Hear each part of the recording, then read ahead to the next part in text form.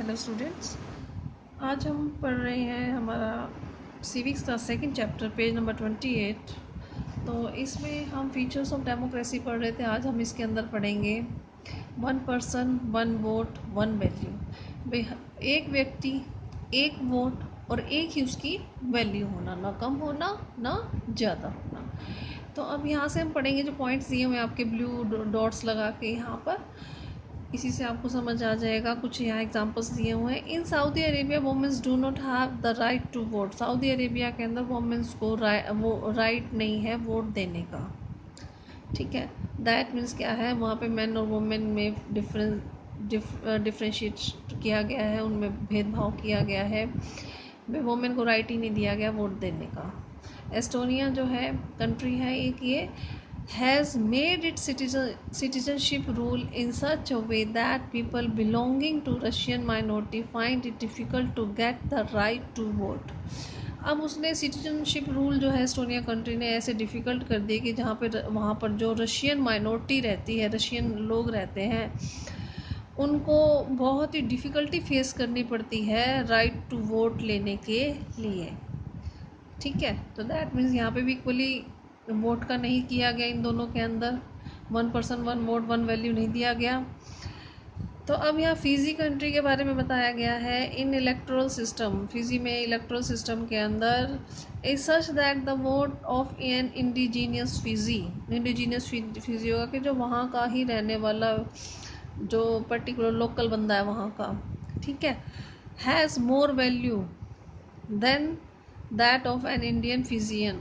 वहाँ पे दो तरह के लोग रहते हैं, एक तो इंडिजीनियस फिजी लोग हैं और दूसरे हैं इंडियन फिजियन। ठीक है, तो अब जो वोट की वैल्यू, जो इंडिजीनियस फिजी हैं, जो लोकल फिजी हैं लोग हैं, उनकी वोट की वैल्यू ज़्यादा है बजाय कि किसके, जो इंडियन फिजियन है। दैट मीन्स यहाँ पे भी 1 पर्सन 1 वोट 1 वैल्यू वाली कोई बात नज़र नहीं आ रही। ठीक है, तो अब यहाँ पर क्या बता रहे हैं, democracy is based on fundamental principle of political equality. जो डेमोक्रेसी किस पर आधारित होती है, एक फंडामेंटल प्रिंसिपल जो है किस चीज़ का, कि पॉलिटिकल इक्वालिटी, समानता, इक्वल, उस पर आधारित है, इक्वालिटी पर। That give us third features of democracy. अब इससे क्या होता है, एक तीसरा फीचर हमें मिलता है डेमोक्रेसी का। इन डेमोक्रेसी के अंदर each adult citizen must have 1 vote. Her adult जो सिटीज़न है उसको एक वोट देने का अधिकार है। And each vote must have 1 value, और हर वोट की एक वैल्यू होनी चाहिए या होती है। डेमोक्रेसी का ये फीचर है। ठीक है, तो अब हम पढ़ेंगे पेज नंबर 29। यहाँ पे स्टोरी दी गई है जिम्बाब्वे की, एक नया टॉपिक है आपका पेज नंबर 29 पर, rule of law and respect for rights. तो अब यहाँ पर बात की गई है जिम्बाब्वे की। Zimbabwe attend independence from white minority rule in 1980s। कब आज़ादी मिली वाइट माइनॉरिटी रूल से, 1980s में। Since then the country has been ruled by ZANU PF. ZANU PF party का नाम है यहाँ पर। 1980 के बाद से कंट्री में रूल कौन कर रही है, कौन सी पार्टी कर रही है, ZANU PF. The party that led freedom struggle, जिसने कि फ्रीडम स्ट्रगल किया था। और इसके लीडर कौन थे, रॉबर्ट मुगाबे। यहाँ पे अंडरलाइन भी किया हुआ है, रॉबर्ट मुगाबे जानू पीएफ पार्टी के लीडर थे। तो 2-3 क्वेश्चन यहाँ तक निकल के आ रहे हैं आपके। ठीक है, has been ruling the country since independence, election have been held regularly, always won by ZANU PF. मतलब जब से आज़ाद हुआ है देश, तब से रॉबर्ट मुगाबे जो जानू पीएफ पार्टी के लीडर थे, वो इलेक्शन में बार बार जीत रहे हैं और वही रूल कर रहे हैं, क्योंकि बार बार जानू पीएफ पार्टी ही जीत रही थी। प्रेसिडेंट मुगाबे इज़ पॉपुलर, बहुत ही पॉपुलर है Mugabe, but also use unfair practice in election. लेकिन अनफेयर प्रैक्टिस भी इलेक्शन में वो करते हैं। Over the years his government has changed the constitution several time to increase the power of the president. President की power को increase करने के लिए कई बार जो कॉन्स्टिट्यूशन है उसको चेंज किया है मुगाबे की गवर्नमेंट ने, रॉबर्ट मुगाबे ने। And make him less accountable, और चेंज करके कॉन्स्टिट्यूशन क्या कर दिया, उसे लेस अकाउंटेबल कर दिया। अकाउंटेबल होता है जवाब देना जनता को, पब्लिक को, या सामने वाले अपोजिशन को जवाब देने की भाई कोई ज़रूरत नहीं है, ऐसा उसको कर दिया। Opposition party workers are harassed, मतलब जो अपोजिशन पार्टी के वर्कर्स थे वो बहुत ही क्या हैं, हरास्ड हैं, हरास हुए हैं। एंड देयर मीटिंग डिस्टरप्टेड, और उनकी मीटिंग्स को रोका हुआ है। Public protest and demonstration against the government are declared illegal. जो पब्लिक प्रोटेस्ट हैं या डेमोन्स्ट्रेशन, प्रदर्शन जो भी करते हैं किसके खिलाफ, गवर्नमेंट के खिलाफ, इसको क्या डिक्लेयर कर दिया, इलीगल। इलीगल क्या होता है, कानून, मतलब कानूनी, इलीगल नहीं है, इलीगल है, कानूनी नहीं है भाई, उसको पनिशेबल कर दिया, गैर कानूनी कर दिया। There is a law that limit the right to criticise the president, एक कानून भी कर दिया जिसमें कि लिमिट में कर दिया ये राइट कि प्रेसिडेंट को क्रिटिसाइज ना किया जा सके। Television and radio are controlled by the government, जो टेलीविज़न है, रेडियो है, उनको कंट्रोल कौन करता था, गवर्नमेंट कर रही है उसे। And give only the ruling party version, और सिर्फ जो रूलिंग पार्टी के बारे में ही बताया जाता है, उसके अंदर उसके खिलाफ कुछ भी नहीं बोला जाता।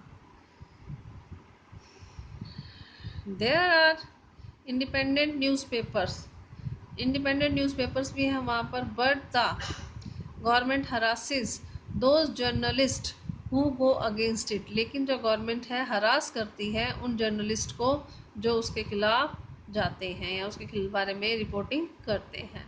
The government has ignored some court judgement that went against it, अब जो कोर्ट के जो जजमेंट आते हैं जो उसके खिलाफ होते हैं उसको वो गवर्नमेंट इग्नोर करती है। एंड हैज़ प्रेशराइज जज, और जज पर प्रेशर बनाकर रखती है कि उनके फेवर में फैसला आए। The example of Zimbabwe shows that popular approval of the ruler is necessary in democracy. भाई जिम्बाब्वे का जो हमें क्या पता चलता है, एग्जाम्पल से क्या पता चलता है कि ये तो है कि अप्रूवल जो है रूलर का, पॉपुलर अप्रूवल तो ज़रूरी है रूलर के लिए, भाई लोगों का जो पॉपुलर रहना उसके अंदर ज़रूरी है, but it is not sufficient, लेकिन एक व्यक्ति का सिर्फ पॉपुलर होना भी सफिशिएंट नहीं है। Popular government can be undemocratic, जो पॉपुलर गवर्नमेंट है वो भी अनडेमोक्रेटिक हो सकती है। Popular leaders can be autocratic, जो पॉपुलर लीडर्स हैं वो ऑटोक्रेटिक मनमानी अपनी कर सकते हैं। If we wish to access a democracy it is important to look at the election, अगर हम डेमोक्रेसी लाना चाहते हैं तो हमें इलेक्शंस पर ध्यान नज़र रखनी होगी। But it is equally important to look before and after the election, लेकिन ये भी साथ ही साथ ज़रूरी है कि हमें इलेक्शन से पहले भी देखना है और इलेक्शन के बाद भी देखना ज़रूरी है। There should be sufficient room for normal political activities, जो नॉर्मल पॉलिटिकल एक्टिविटीज़ है उसके लिए भी यहाँ पर जगह होनी चाहिए, इंक्लूडिंग पॉलिटिकल अपोजिशन, इसमें पॉलिटिकल अपोजिशन भी इंक्लूड है। In the period before election, जो इलेक्शन का समय है उससे पहले, मतलब जो अपोजिशन वाले उनको भी प्रॉपर चांस मिलना चाहिए। This requires that the state should respect some basic right of the citizen, इसके लिए क्या ज़रूरी है कि जो स्टेट है उसे रिस्पेक्ट करनी चाहिए सिटीजन्स के जो बेसिक राइट्स हैं उनकी। They should be free to think, अब उनको सोचने के लिए आज़ाद रहना चाहिए, सिटीजन्स को आज़ादी से सोच सकें, टू हैव ओपिनियन, अपना ओपिनियन बना सकें, to express these in public, और लोगों में अपनी बात कह सकें, टू फॉर्म एसोसिएशन, अपनी एसोसिएशन बना सकें, to protect and take other political action, protest कर सकें और जो दूसरे पॉलिटिकल एक्शन है वो ले सकें। Everyone should be equal in the eye of law, हर कोई इक्वल है कानून की नज़र में। These rights must be protected by an independent judiciary, ये जो राइट्स हैं इन्हें इंडिपेंडेंट जुडिशरी के द्वारा प्रोटेक्ट किया जाना चाहिए। Whose order are obeyed by everyone, जिसके ऑर्डर को हर कोई माने। We shall read more about these rights in chapter 6, rights के बारे में जो भी है हम आगे नेक्स्ट चैप्टर 6 में पढ़ेंगे। Similarly there are some conditions that apply to the way of government is run after the election, अब ठीक इसी प्रकार से कुछ ऐसी कंडीशंस अप्लाई करनी चाहिए कि गवर्नमेंट को इलेक्शंस के बाद किस प्रकार अपनी गवर्नमेंट चलानी चाहिए। ए democratic government can not do what ever it likes. एक डेमोक्रेटिक गवर्नमेंट को जो है ना, जो वे चुन तो लिया गया है, इलेक्शन में वो जीत कर आ गए, तो इसका मतलब ये नहीं है कि जो भी वो चाहती है वो अपनी मनमर्जी से अपनी मनमर्जी वो करे। ठीक है, ऐसा नहीं होना चाहिए। Simply because it has won the election, भी वो सिर्फ वो इलेक्शन जीत चुकी है, ऐसा मतलब ये नहीं है कि अपनी मनमर्जी वो करे। It has to respect some basic rule, इसे कुछ बेसिक रूल्स की रिस्पेक्ट करनी चाहिए। In particular it has to respect some guarantees to the minorities, कुछ गारंटी माइनॉरिटीज़ को भी मिलनी चाहिए कि उनकी रिस्पेक्ट हो उनकी बातों की या उनके राइट्स की। Every major decision has to go through a series of consultation, कोई भी अगर मेजर डिसीजन लेना है तो सीरीज ऑफ कंसल्टेशन, भाई पूरी बातचीत के द्वारा या कंसल्ट करके उस डिसीजन को लिया जाना चाहिए। Every office bearer had contain right, जिसके पास भी ऑफिस हैं उसको राइट उसको मिले हुए हैं, लेकिन उसके साथ साथ रिस्पॉन्सिबिलिटीज़ भी उसे दी जानी चाहिए जो कि कॉन्स्टिट्यूशन में दी गई हैं। अभी ये रिस्पॉन्सिबिलिटीज़ भी उसकी होनी चाहिए। एंड द लॉ, कॉन्स्टिट्यूशन या लॉ के द्वारा जो भी उसको रिस्पॉन्सिबिलिटीज़ प्रोवाइड करवाई जाती हैं। Each of these is accountable not only to the people, ये सब जो भी है जवाबदेह सिर्फ लोगों के लिए ही ना हो, but also to the other independent official, जो दूसरे आज़ाद ऑफिशियल्स हैं उनके लिए भी इनकी जवाबदेही बनी रहे। मतलब कहने का ये है सिंपल सा कि सिर्फ अपनी मनमर्जी ना करें, जो चुने हुए लीडर्स हैं कि उनको लोगों के द्वारा चुन के वो आ चुके हैं, अब वो अपनी मनमर्जी कर सकते हैं, उनको कॉन्स्टिट्यूशन के अकॉर्डिंग काम करना चाहिए, जो उनके राइट्स हैं उसके अकॉर्डिंग करना चाहिए, लेकिन साथ में कुछ लिमिट्स भी होनी चाहिए ताकि वो अपनी मनमर्जी ना कर सके, और साथ ही साथ दूसरों के प्रति वो अकाउंटेबल होने चाहिए। ठीक है, मेन ये बात बताने की कोशिश यहाँ पर की गई है। अब यहाँ फाइनली क्या निकल कर आ रही है, a democratic government rules with in limits set by constitutional law and citizens right. एक डेमोक्रेटिक गवर्नमेंट का जो रूल है लिमिट्स में होना चाहिए, जो जिसको कि कॉन्स्टिट्यूशन ने, लॉ ने और सिटीजन राइट्स ने लिमिट्स में रखा हो, उसके अकॉर्डिंग ये डेमोक्रेटिक गवर्नमेंट का रूल होना चाहिए। क्लियर है। अब आगे है इस समरी की डेफिनेशन, जितना भी अब तक हमने पढ़ा है। तो इसके अंदर क्या बताया है, democracy is a form of government in which the ruler are elected by the people. ये आपको पता है डेमोक्रेसी की डेफिनेशन हो गई है। ठीक है, जिसमें कि रूलर को चुना जाता है लोगों के द्वारा। अब यहाँ पे 4 पॉइंट दिए गए हैं, आपको ये मेन याद करने हैं। Rulers elected by the people take all the major decision, जो भी रूलर लोगों के द्वारा चुना जाता है उसे सभी मेजर डिसीजन लेने होते हैं, वही ले, कोई और ना ले उसकी मर्जी से।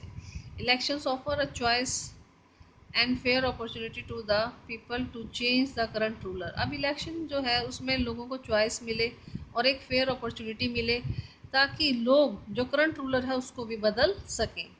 ठीक है, this choice and opportunity is available to all the people on an equal basis। ये जो चॉइस है और जो अपॉर्चुनिटी है सभी लोगों को मिले और इक्वल बेसिस के पर मिले।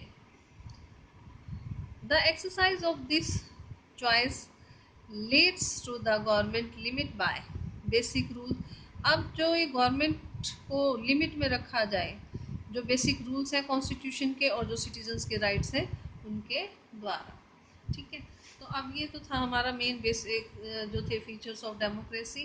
तो इसको बड़े अच्छे से आपने लर्न करना है, कोई प्रॉब्लम तो मुझसे डिस्कस करनी है। आज इतना ही करेंगे। Thank you.